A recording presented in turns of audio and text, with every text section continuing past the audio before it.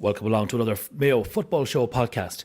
Coming up later on, we got news from all four divisions, plus action from the West Arrow Cup semi-finals as well. But first this week, we're going to start off with the June awards. And first up, it's the Team of the Month award, sponsored by Hastings Insurance Brokers. And this month, it goes to Swinford, who got back into contention in the Premier League promotion race with some impressive wins over Ballyhonus and Glenhest Rovers. They also reached the final of the Tui Cup after a semi-final win over Achill Rovers. The Manager of the Month award for June goes to Mossy Lally from Manila B. Mossy's been around the league for years and is a monthly award winner for the first time as his side continue to dominate at the top of League One. And now it's time to announce the Divisional Players of the Month, and these awards are sponsored by the Sheepwalk Bar in Swinford. And the Elvery Sports Super League Player of the Month for June is Gerard O'Boyle from Castlebar Celtic.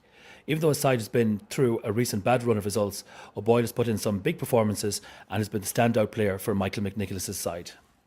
The Player of the Month award in the Castlecourt Hotel Premier League will come as no surprise to anybody, and it's Snookbury United's frontman Sean Curry.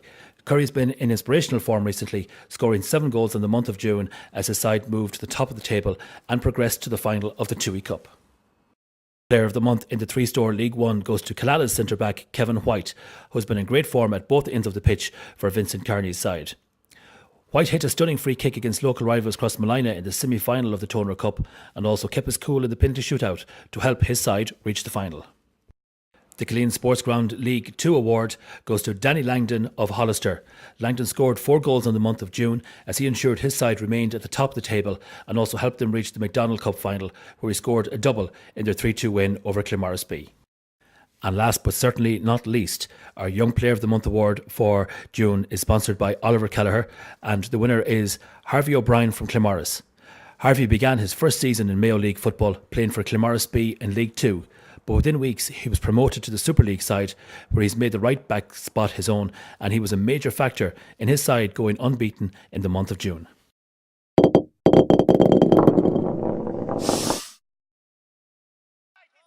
First off, we're going to look at the West Arrow Cup semi-finals. Ballina Town put last weekend's defeat to Claremorris behind them with an emphatic 5-0 win over Ballyglass to reach the cup final. Dylan Edwards continued his goal-scoring start in Ballyk as he hit a hat-trick, with the other goals coming from Luke Honan and Benny Lavelle. Edwards scored 31 goals last season for Boyle Celtic in the Roscommon Premier Division, and his signing has given Mick Duffy's side an extra dimension in attack as they enter the key part of the season.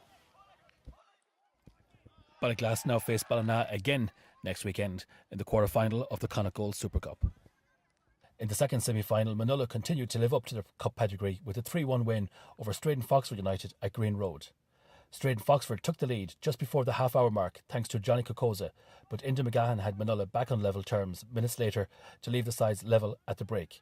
It was to remain this way until near the end when Manila finally got the breakthrough from a strike from Jerry Canavan.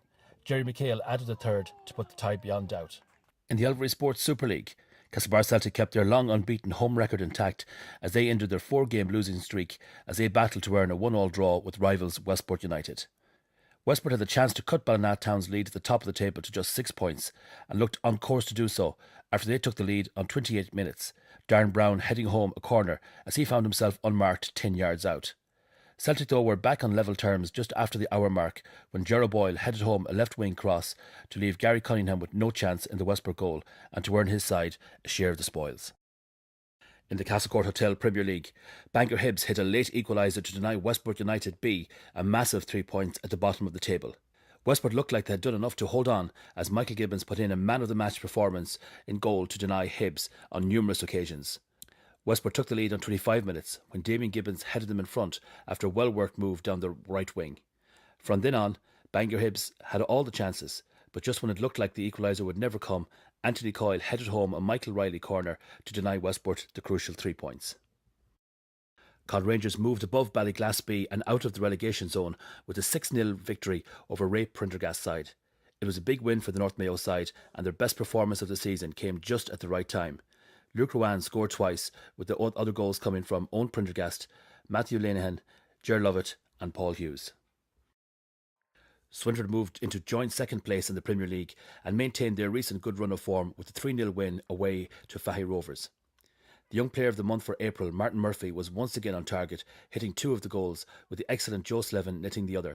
Murphy has now scored in 4 of his side's last 5 games, as the youngster has shown exactly why he was a deserving recipient of the award earlier in the season. Loughborough United moved 5 points clear at the top of the division with a 2-0 win over second place Glenhest Rovers. Ronan McTee gave Snugborough the early lead in the first half, and Jason Ormsby made the points safe for Aaron Curry's side when he struck the second goal with about 20 minutes remaining. Ballyhonnestown took advantage of Glenhest's defeat as they moved above them in the table with a 4-0 win over an under-strength Achill Rovers side. Gary Higgins scored twice, and Alan Canny and Deo Addicks grabbing the other goals. After the game, both sets of players and supporters enjoyed the sunshine and enjoyed the barbecue hosted by Ballyhonnestown.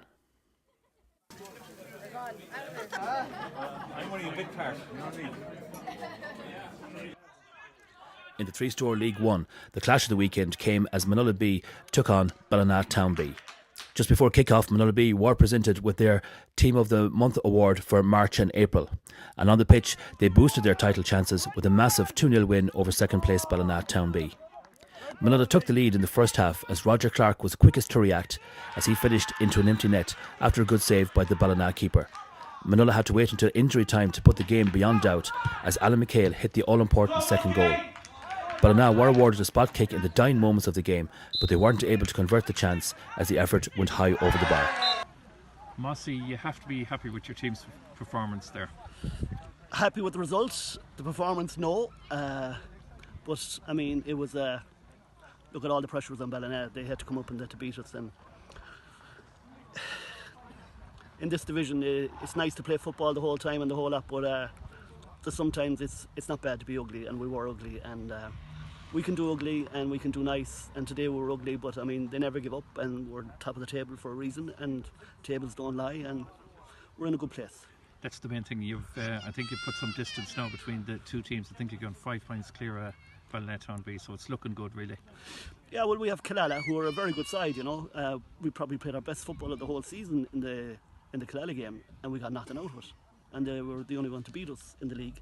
But, you know, I mean, these fellas, they don't know how to give up. So, you know, it's a great quality to have in a side. You know, yeah, ability-wise, it could be lacking in some things, but it's not all about ability. You know, it's not all about ability. And, yeah, we're happy.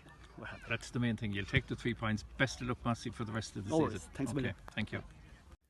Castlebar Celtic B moved further clear of the relegation zone with an important 5-3 win over Crossmolina on Saturday evening.